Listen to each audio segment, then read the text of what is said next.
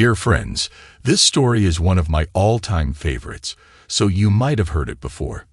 Nevertheless, I derive immense pleasure from revisiting and retelling it every time. So, let's begin. Alex was engrossed in analyzing new test data, a tedious task that formed the core of his team's efforts on the test vehicle over the past month. Reluctantly, he delved into correlating and tabulating the information for further analysis. His concentration was interrupted by the chirping of his phone, indicating a new text message. Glancing at the screen, he noted the notification but paid no attention to the sender's name. Only after several minutes, during a momentary break in his work, did he glance up from his monitor. Curiosity piqued, he reached for his phone and inspected the notification. The number wasn't saved in his contacts, and though the area code was local, it didn't ring a bell. Initially tempted to dismiss it as spam, he hesitated, considering the possibility that it might be from a teammate whose number he hadn't yet saved. He clicked on the text, and a message appeared on the screen. At first, he was confused. Who could have sent him this image? But there was an intimate photo on his phone. He read the message. "Look carefully, you still have time." Bradley, 6 p.m. He reread it again. He thought about it for a moment and chuckled slightly.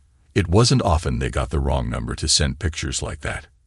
He was about to delete the message when he looked at the photo again, and his heart nearly stopped. One detail in the photograph struck him. There was a mole on the left leg of the girl in the picture. The tiny mole belonged to Candy, his wife, with whom he had lived for the past 6 years. He stared again, disbelieving, looking for anything that might disprove what he'd seen with his own eyes. But the closer he looked, the more convinced he became that it was his wife. Upon rereading the note, he realized it mentioned Bradley's, a local pub unfamiliar to him and Candy. It was situated in the neighboring town. But why would Candy be at Bradley's at 6 p.m. when she was en route to Boston? Her team was diligently preparing a crucial proposal, with the pitch scheduled for Monday afternoon. Today was the day the entire team flew in to finalize preparations, with a comprehensive dress rehearsal set for Sunday. As one of the principal figures, Candy's presence for preparation was a given. Checking the time, it was 5:15 p.m. Candy's flight was due to land in Boston at 4:30. Typically, she would call upon arrival, but it was reasonable to assume she was occupied with rounding up the team and their equipment, making their way to the hotel. He debated whether to call her but opted to respond to the text message first. His reply wasn't particularly inventive. "Who is this? How did you obtain this photo? Am I expected to meet you at Bradley's?" As he packed up for the day, he made a decision. He would go to Bradley's. He needed answers, and he was determined to get them one way or another. He sent a casual text to Candy. "How was the flight? I'm heading out for a bite. Give a call when you're free." His aim was to maintain a relaxed demeanor while attempting to gather more information. As he strolled towards his car, anticipating a response from Candy, his phone chimed once more. Assuming it was Candy, he swiftly checked his phone, only to find it was a reply from the mysterious sender. "I'll be there, but I'm sure you will find someone more interesting than me there." His mind began to race. Opening the Maps app on his phone, he quickened his pace towards his car. Bradley's was a 30-minute drive away, and it was already 5:40. He calculated that he would arrive shortly after 6 p.m., uncertain of the significance of timing.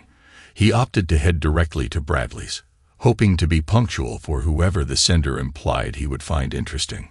During the ride, his phone chirped once more. This time, it was a message from Candy. "Crazy time with the team. Call you later before bed. Love you." He didn't dwell on it, knowing they would catch up later. His focus was now on the impending meeting at Bradley's and unraveling how the sender acquired such intimate knowledge about his wife. His heart raced as he pulled into the parking lot at 6:12. The sender hadn't provided any clues about who he was supposed to meet, leading him to assume that the individual must know him and would initiate contact. However, it was the cryptic mention of someone more interesting being present that heightened his apprehension. The sender seemed privy to information he didn't possess, leaving him feeling like he was walking into a trap with no alternative method of uncovering the truth. It was a picture that turned him upside down inside. He trusted her completely, and their life together was perfect, at least he thought so.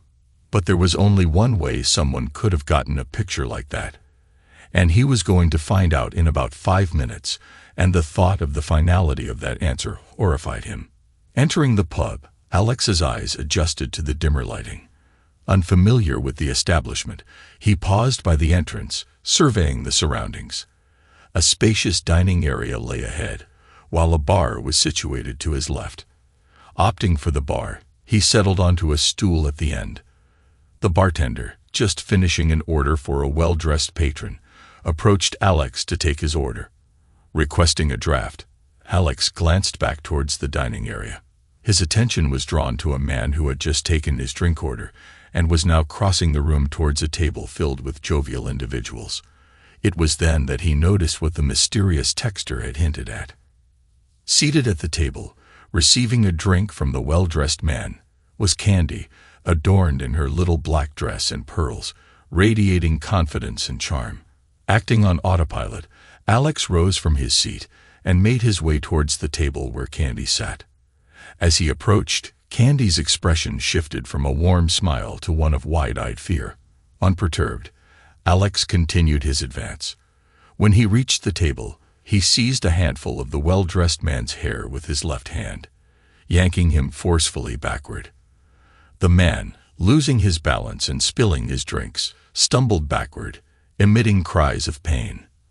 As Alex pulled him past, he released his grip and prepared to deliver a punch with his right hand, only to find the man tumbling out of reach, landing on the floor in a disheveled heap. Recognizing him, Alex issued a stern command. "Don't get up, Ben." "I mean it." Ben, previously well-dressed but now soaked in drink and crumpled on the floor, nodded silently, making no attempt to rise or speak. Alex glanced back at Candy, noting the sudden hush that had fallen over the table. Recognizing familiar faces among the group, all part of Candy's team, he couldn't help but muse. I guess team loyalty outweighs infidelity. Yet, amidst the silent crowd, he sensed one person who had chosen to divulge the truth to him. Briefly considering identifying this individual, he swiftly dismissed the notion as futile. "I'm going home. If there's any hope of salvaging our marriage, you'll come with me now," he declared, his gaze fixed on Candy. She nodded in response, beginning to rise, but he raised his hand to forestall her. "Give me a moment before you follow," he added before turning to leave. Before departing, he directed his attention to Leona Wilson, seated beside Vicky Thornton. "Leona, does Zach believe you're in Boston too?" "Vicky, is Maria under the same impression?" Their silence spoke volumes, unable to meet his gaze or answer his probing inquiry. The journey home passed in a blur, Alex finding himself in his driveway before fully registering his surroundings. Inside, he retrieved a beer from the fridge and settled into the living room. Zach Wilson and Maria Thornton were familiar names, but the other two couples were strangers to him. Reflecting on the evening's revelations, he debated reaching out to Vicky or Maria, but ultimately decided against it, unsure of what to say and feeling a pang of betrayal from their apparent deceit. Instead, he opted to send them a brief text, subtly hinting at his awareness. "Just heard from Candy that team travel plans seem to have changed. Might be worth giving her a call for an update."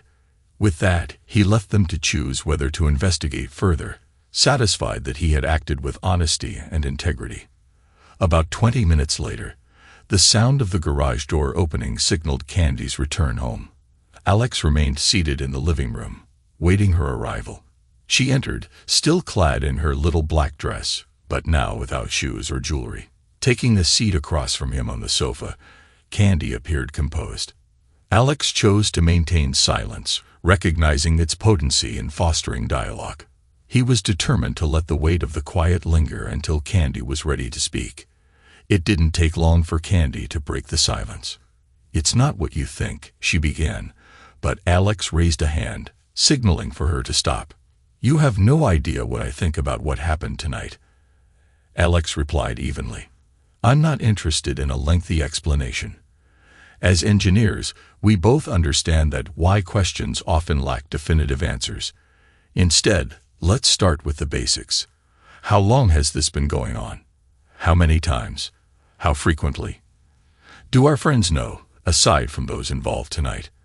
Am I known as your cuckold among our colleagues and friends?"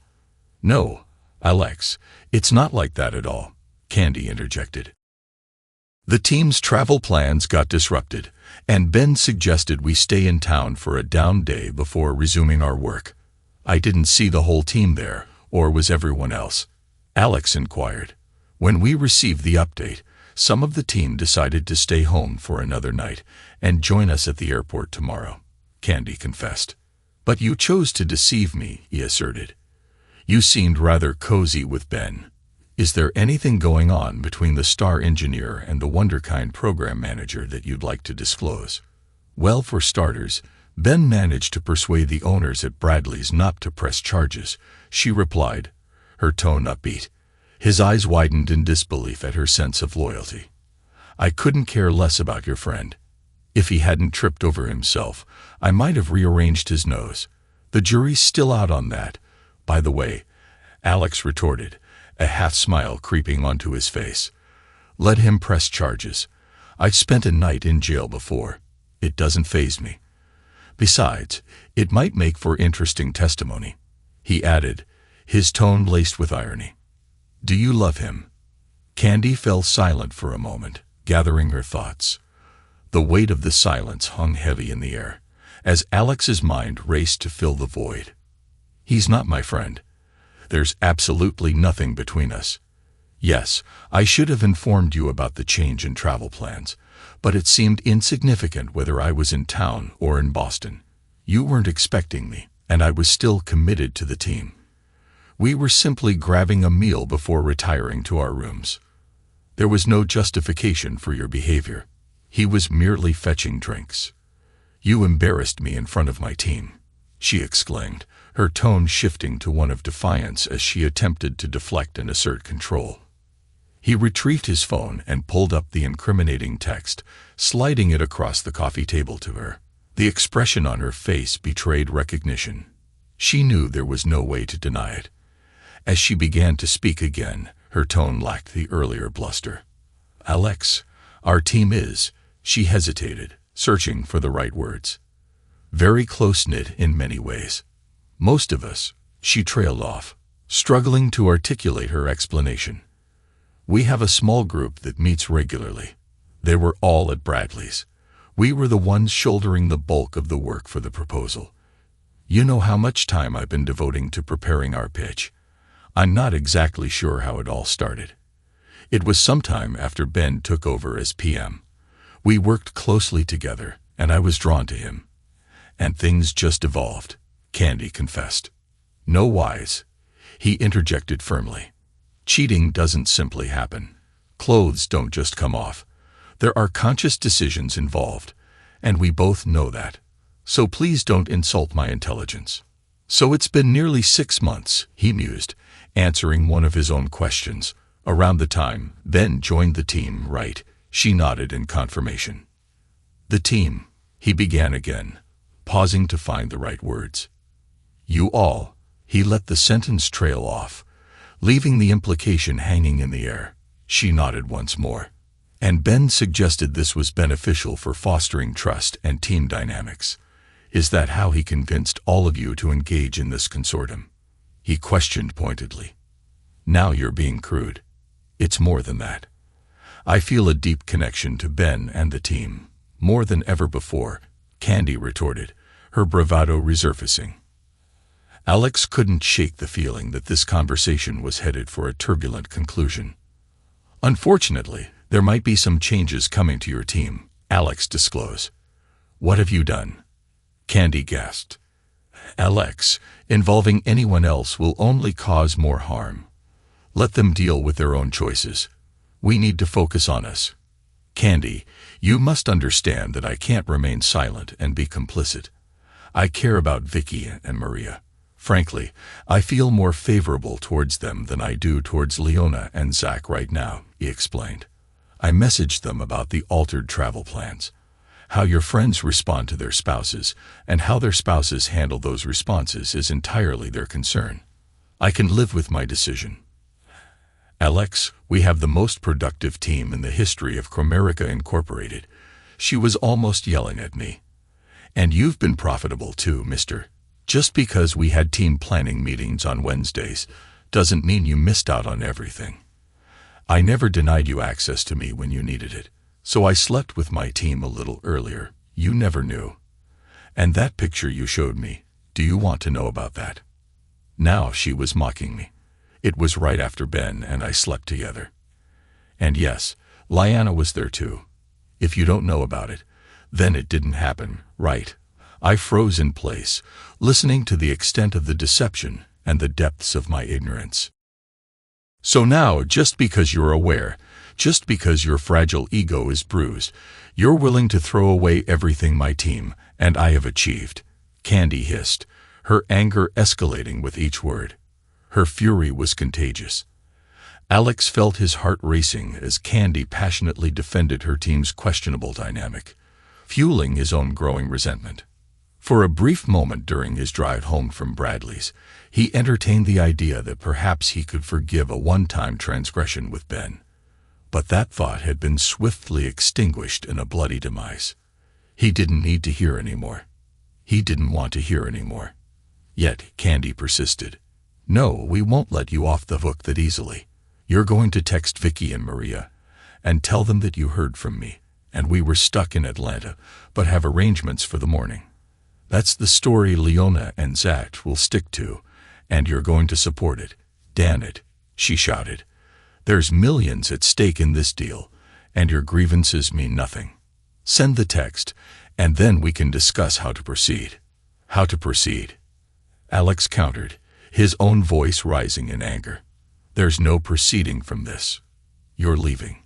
Now, you and your twisted team and your ringleader Ben can carry on however you please. We're finished. I'll contact a lawyer this week to get the ball rolling. It's a straightforward 50-50 split.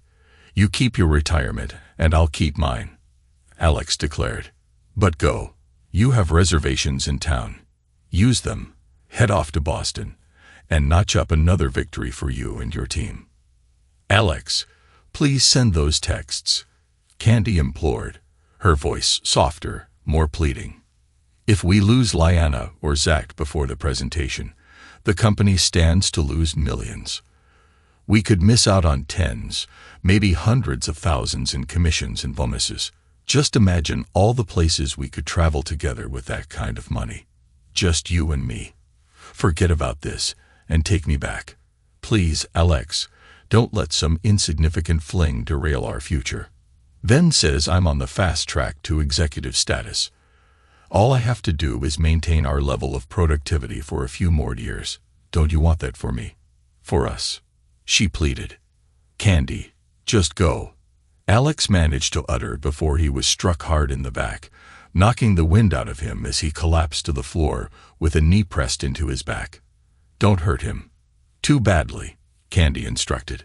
"So, the jury's still out on breaking my nose, huh?"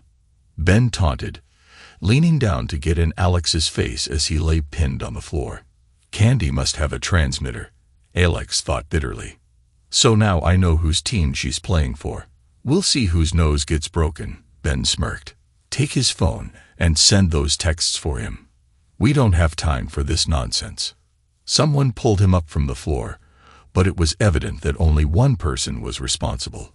Alex deliberately feigned injury, forcing his captor to exert considerable effort in lifting him. This provided him with crucial information. His assailant was evidently an office type, weak and wheezing as he struggled to hoist Alex to his feet. As Alex regained his breath after being blindsided, he focused on regaining his composure and strategizing his next move. Unlike Ben and his team of polished salespeople, Alex's team operated in the field alongside the 160th Special Operations Aviation Regiment, SOAR, out of Fort Campbell, KLI. While his group of engineers might not have matched the elite status of the 160th, they had earned respect by working closely with the crews during test missions. They were invited to participate in physically demanding training sessions under the guidance of seasoned professionals flown in specifically for the purpose. If these men showed up, it usually meant trouble for someone and not the kind one walked away from. Alex and his team developed specialized equipment to facilitate insertion and extraction in high-risk environments. They took pride in knowing their modifications played a vital role in mission success and the safe return of everyone involved. Among the 160th crew, the most respected figure was Master Surgeon, MSGT, Terry Baker.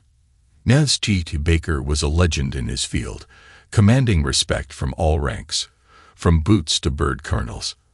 He was renowned for his unwavering commitment to ensuring the safety of his men and had earned his reputation during a mission in Colombia. During an ambush by the Ferrer Sea, MSGT Baker instructed a young lieutenant to stick close. When the LT was injured in the firefight, the medic pronounced him dead. "He's gone, Top," the medic reported, but MSGT Baker refused to accept it and ensured the LT was evacuated safely, embodying the motto of never leaving anyone behind. Baker knelt down and lifted him into a fireman's carry. "He's gone, Top," the medic reiterated. "That may be," Baker replied calmly, "but he's still coming home with us." The medic regarded him with disbelief. With more than 5 kilometers to trek back to the LZ through dense forest, their odds of returning unscathed were slim. Carrying a deceased comrade only compounded their challenges. The MSGT seemed to read the medic's thoughts. "I'd do the same for you, Zach," he reassured the medic. "Stay close in case I need you." What ensued would become the stuff of legend. Upon their return to the base, the doctor met them as the helicopter touched down. The medic informed the doctor that the lieutenant had succumbed to his injuries. The doctor nodded in understanding and retrieved a penlight from his pocket. The medic watched in astonishment as the supposedly deceased lieutenant's pupils contracted under the harsh beam of the penlight. "Care to revise your diagnosis, doctor?" the doc asked the medic as they hurried the miraculously revived lieutenant into surgery. Baker was one of those timeless individuals seemingly immune to the passage of time. He spoke sparingly, but his words carried weight, commanding attention from all. He was a relic of a bygone era, in stark contrast to the prevailing ethos of disposability.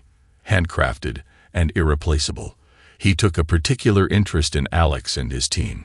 During the downtime between missions, the MSGT expressed his gratitude by imparting basic yet effective hand-to-hand defensive techniques to Alex and his team. "I understand that the biggest threat you're likely to encounter is a jammed copier or a nasty paper cut, but if you remain in this line of work, you may find yourself traveling to some colorful places," MSG Baker explained to the group. "So if you happen to encounter one of the locals, you'll have something useful to fall back on. Let's just hope a paper cut is the scariest thing you'll ever face." As Alex regained control of his breathing, he allowed himself to slump back into the grasp of his captor, feigning restraint. He recalled the fighting techniques taught by MSGT Baker. "There may be situations where you feel helpless, and all you can do is endure the beating," the MSGT had advised.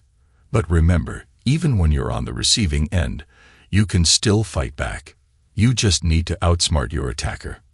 With this lesson in mind, Alex leaned back into his captor, appearing to passively resist, gradually wearing down the lone man's strength. "Give me the phone, Alex," Ben said, looking him straight in the eye. "Look, now you know I slept with your wife. Alex, me and all the guys on the team have done it probably more times than you. Forget the macho thing, Alex. You're just another wussy nerd. Do as we ask and maybe you can get Candy back when the team stops using her." Alex remained silent as Ben took pleasure in humiliating him, coercing him to comply with his demands. "Where is it, Alex?" Ben demanded, spotting the outline of the phone in Alex's shirt pocket. "Ah, there it is," he remarked, reaching for it with his right hand. In a swift move, Alex drove his right heel back, connecting with his captor's shin, and then dragging it down until it collided with his Gucci loafer-clad toes. Flexing his arms, Alex broke free from Ben's grip, causing him to yelp in pain and collapse under the weight of his injured leg. Ben's eyes widened in recognition as Alex executed the move taught by the MSGT. With precision, Alex thrust his right arm straight out, rolling his shoulder as he drove his curled fist into the center of Ben's face with maximum force. The sound of breaking bone echoed as blood gushed from Ben's nose, sending him crashing to the floor. Turning to face his assailant, Alex discovered it was Zach lying on the ground, holding his injured leg and whimpering. "I think you broke my foot," Zach complained.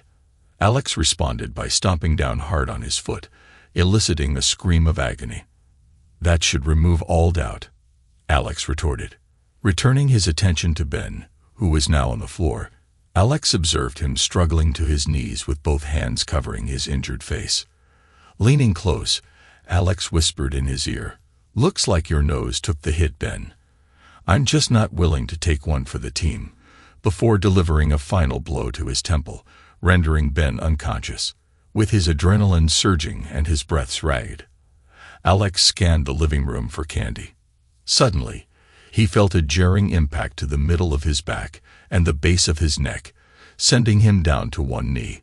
Swiftly, he spun to confront the new threat, only to find Candy wielding a cast-iron skillet. Her swing missed its mark, delivering only a glancing blow to Alex. Rising to his feet, he roughly wrested the pan from her hand. "Alex, we can still make it work," Candy pleaded.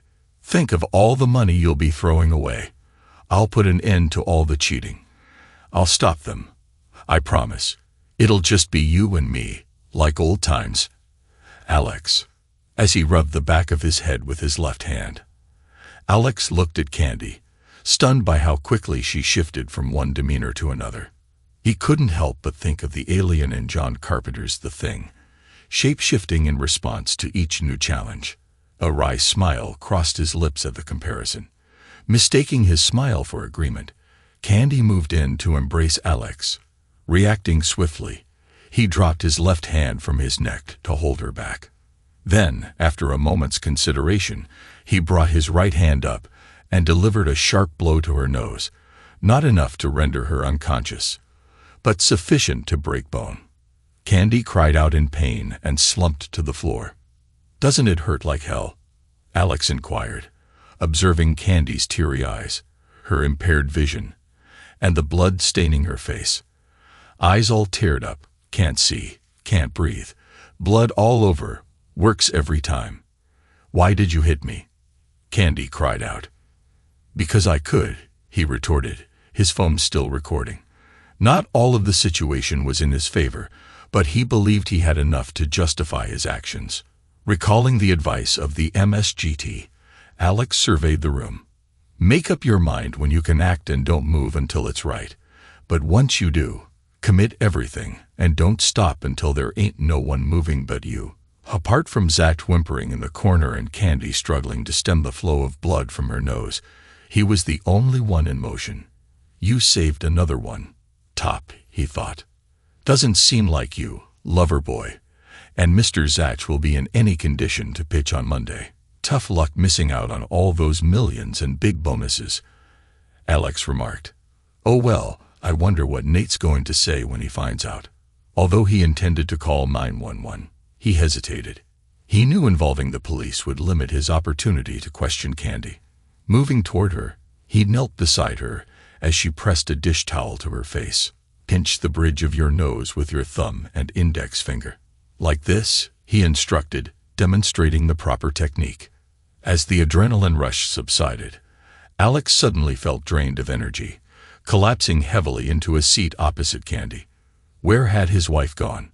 The woman sitting across from him was not the same person he saw every day.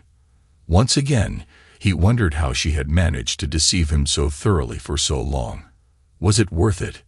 he asked. Candy looked at him and shook her head. "It could have been," she said, "if you had just gone along We were so close. After Monday, I would have been on my way to the executive suites. This will set me back. I can fix it, but it will set me back. So that's all you had in mind. Becoming a VP, Alex said. What about us? The cheating, the lying, would that just continue? Alex, you're so naive, Candy replied. Ben knew that. He told me your black and white ethics and Boy Scout views would hold me back if I let them. He said I had to break out of your control and be my own woman if I wanted to be a success. Did he tell you that before or after he made you a maintenance person on the team? Alex asked. As if you knew the half of it, she spat. Oh, I tried to be the good girl engineer and do all those things that you said would enhance my career. Do you want to know what really works? Alex remained silent, his phone still recording. Well, I'll tell you, my loving husband, all those things you told me weren't working. I was busting my butt making sure all my assignments were on time and budget, and all that got me was a few epidurals. It wasn't until Leona took me aside that I learned what a woman really needed to do to get ahead. Believe me, a bed on the way to the top works, and it's much easier and more fun. So this has been going on even before Ben showed up? Alex asked. Oh, for a smart engineer, you can be awfully slow sometimes, Alex, she said. It was at the Christmas party the next year after I joined Cromerica that I served Nate for the first time, and never looked back. Wait, you're sleeping with the boss too? Nate Vandell, Alex asked incredulously. Yes, Alex, Nate, Ben, Zach, anyone on the team that could help me with my career. Even now, you think you have it all figured out. We told Nate where we were going when we headed over here. Right now, he's getting the rest of the team rounded up. They'll be given a cover story about our absence. They'll have to make the pitch without us, but I think the extra effort we put in with their purchasing managers will pay off. Do I really want to hear this? He thought. Oh, what the hell? Why not? Alex prodded. You always were a go-getter, Candy. It was so easy. I don't even want to call it an effort, she laughed. It was so easy at the bidders conference with the men that we had to get more creative with Molly, the token woman on the selection committee. Funny how I can even seduce a woman, but I had to involve old man Ben to do it. She was situationally bi-curious, and given the promises that we'd start working together after the contract was finalized, yeah, we got a selection committee. Why all this then? I mean, if it's all greased, why the strong-arm stuff? Alex asked. That was Ben's idea, the dumbass. I told him to chill, that I'd come home, make you happy with something, and be back in time to catch a plane. But he had to go to Alpha. Look what that got us. So now, instead of being the face of a winning team, I'll be back to pleasing Nate. Like I said, fixable, but it will set me back. You wouldn't have bought me so cheap, he said. Maybe not, Candy replied, but I still would have made the flight. Well, you sure as hell ain't making that flight now, he said. Remembering how Ben seemed so clued in, he figured that Candy had to have a transmitter with her. Nate, are you listening? I'm about to call the cops. I'm sure there's a handful of felonies involved here, and we haven't even begun to go down the rabbit trail of fraud. That's a federal contract, isn't it, Candy? Alex asked rhetorically.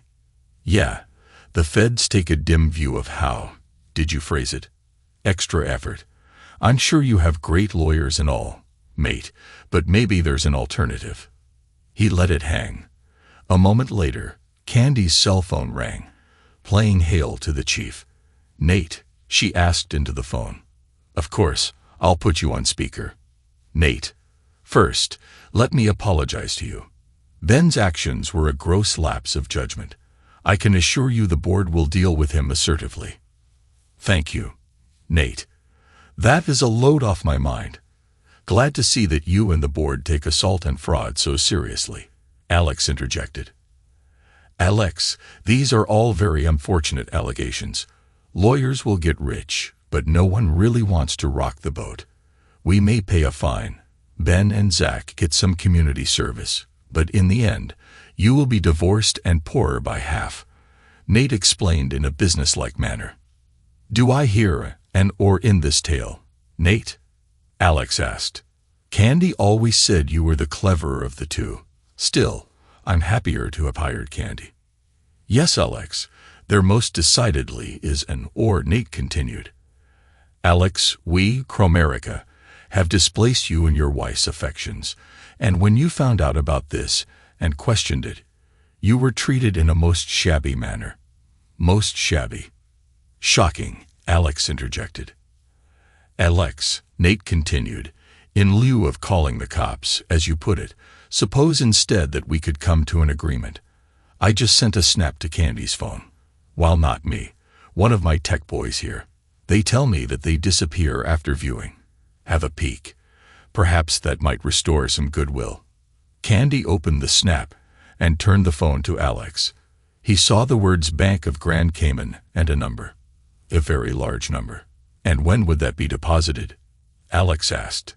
It's already there, Alex. You have an email with the account number. This has been a very bad day for you, Alex. This may be a hard decision for you to make, and I don't discount the emotion. Candy is a very desirable woman. Be that as it may, however, one can't take emotion to the bank, can one? Nate agreed, affecting an upper-crust clipped manner of speech. Cromerica will cover the costs of your divorce. You can never reconcile. I think we all recognize that. Candy will file. She will ask for her personal belongings and her retirement. He contemplated for a moment before responding. On one hand, he could stand on principle and expose the whole sordid mess, letting the chips fall where they may. On the other hand, he could simply walk away. Nate had just given him 5 million reasons to do just that. Does Cromerica have a medical staff, Nate? Alex inquired. Yes, Alex. I believe we have some physicians on retainer, Nate replied. Good, Alex said. You better load a few into a limo and send them over here to pick up your team. We are in agreement then, Nate asked. Candy who? Alex retorted. Precisely, Nate agreed. Are we done, Alex? Nate asked. Goodbye, Nate, Alex said, ending the call. Alex put away his phone and turned off the recording app before slipping it back into his pocket. I knew you would see it our way, Alex. We can still be friends, friends with benefits. When this is all over, Candy suggested, attempting to summon what she thought was her most winning smile. However, even her incandescent smile couldn't reverse the effects of her ruined nose. Her eyes were turning black, and dried blood trailed down from her nose to her chin. Alex found the sight somewhat comical and allowed himself a smile. Once again, Candy misinterpreted his smile for agreement and leaned in to kiss him. Alex swiftly put out his right hand to stop her. He cupped her face with his hand and pushed her back until she fell with a thump onto the couch. Either I hit you too hard or not hard enough. In what world would I want to kiss you, Candy? He stated firmly, looking down at her hurt expression. Take whatever you want, but have it out of here tomorrow, Alex said, walking toward the door. He paused next to Zach. Foot still hurt? He asked. Zach responded with a whine. Hell yeah, you bastard, it still hurts. Without another word, Alex delivered a swift kick to Zach's groin, causing him to curl up in pain and moan. Moving on to Ben, who had managed to sit up, Alex reassured him. I'm not gonna hit you, Ben. Ben smiled, but his smile vanished as Alex's foot made contact with his testicles. Ben rolled onto his side in agony, and Alex walked out. He climbed into his car, unsure of his destination, but knowing that food and shelter were essential. After grabbing a burger from a nearby takeout place, he checked into a Red Roof Inn, just outside of town, near the freeway, and fell asleep as soon as his head hit the pillow. Despite the aches and pains from numerous confrontations, Alex woke early the next morning and dragged his weary body out of bed. He prepared some motel room coffee when his phone chimed. signaling a new message. It was a text from the number. He opened it immediately. "Sorry for yesterday. I can meet. TGIF at the mall, noonish. I'll wave you over to seats at the bar." "I'll be there," Alex texted back before pouring the lukewarm brown water from the coffee maker's carafe into a paper cup. "Yep, I'll be there," he thought as he set up his laptop. Back in college, long before he had met Candy, Alex had an economics professor who advocated having at least one offshore account for a rainy day fund. With his professor's help, he soon became the owner of a brand new bank account in the Cayman Islands. It was his DAMU fund, created as a safety net for unforeseen circumstances. Over the years, he had diligently added to it whenever possible, and now he was proud to have close to $50,000 in his account. Well, his DAMU fund was about to get a major boost. Alex accessed the secure websites of both banks. With his passcode and a series of keystrokes, he transferred the bulk of Cromerica's payment into his personal account, leaving $100,000 in the original account. After completing the transactions, he took a shower, changed clothes, and got ready to head out to meet the mystery texter. Entering TGIF just after noon, Alex spotted a man waving him over. The man appeared to be around Alex's age, well-dressed and handsome. Alex approached him cautiously. "I think you sent me a text," he said as he took a seat. "I'm sorry for the way it turned out. I don't know if there was any clean way to tell you," the stranger began. "Why don't you start with who you are and your connection to Candy?" Alex replied, keeping his guard up. "I was on the team," the man began. "I left the army after 8 years. I got wounded in action and had a long recovery and was medically discharged. I joined Cromerica about 6 months ago. I was assigned to Ben's team about 3 months ago. I was telling a friend about the job and mentioned that I was working for Candy. When he asked for her full name, we discovered that we had a mutual friend, and he asked me to watch out for Candy as a favor. At first, everything was great. I was welcomed warmly to the team. It didn't take long to find out why," he continued. "Candy approached me about 2 months in. She is extremely attractive and, compelling, but when I asked her about her ring, she just smiled and told me you were okay with it. I wasn't and said so. That started the deep freeze. After I turned her down, I got all the shit assignments, and nothing but grief from Ben. I called our mutual friend back and told him about Candy approaching me. He told me about you and that he thought that pimping your wife for pay seemed out of character for the man he knew. He thought there was more to it than Candy let on, and that you needed to know. Ben sent me the pic when they were trying to get me on board with the team, kind of a prize I could expect if I went along. Let's just say that I don't agree with their methods. I guess I'm a straight arrow. I resigned yesterday and sent you the text." "Our friend?" Alex asked. "Terry Baker." "If I hadn't met Terry," he replied, then stopped a moment before he went on. "Let's just say he helped me out of a scrape when I was a green LT. I owe him a favor or two." "Don't we both?" Alex agreed. "What are you going to do?" the stranger asked. "Nate kind of laid it all out for me. I could get the cops involved, and yes, Zach and Ben, and even Candy would have some legal problems, but with his lawyers it would all end up as a bump in the road. We made a deal. You might think I'm selling out, and maybe you're right in a way, but they stole the only thing I had that was irreplaceable. If I can't make them pay legally, well, at least I can make them pay. It won't bring Candy back, but I think I may find she's less irreplaceable than I thought. I have a trip planned. Tell Terry thanks for everything. I won't be going back to work." "What about you?" Alex asked finally. "Well, Terry always spoke highly of Baxter Incorporated. Now that you're gone, they may just need another engineer. I think you'll find they do business a bit differently at Baxter, maybe more to your liking. Challenging, but the fringe benefits won't compare to what Candy's team was offering." Alex smiled. "I think I can live with that." The stranger rose. Alex did likewise. They simply nodded to each other and left without a further word. On Monday, Alex had just checked in for his flight to Costa Rica. Tamarindo will be a nice place to decompress for a while, he thought. He was making his way towards security and saw a mailbox just up ahead. He reached into his pocket and pulled out an envelope addressed to the DOJ, Washington, D.C. Inside was a thumb drive of the recording. They might be interested. Who knows? He thought. Maybe Nate's lawyers aren't as good as he thinks. He dropped the envelope in the box and walked into the security line. Epilogue. 9 months later. Alex sat at his usual table in the cafe. Nicole, lovely as always, brought him his cerveza. "Thank you, dear," he said as he raised the bottle to his lips. He had received mail.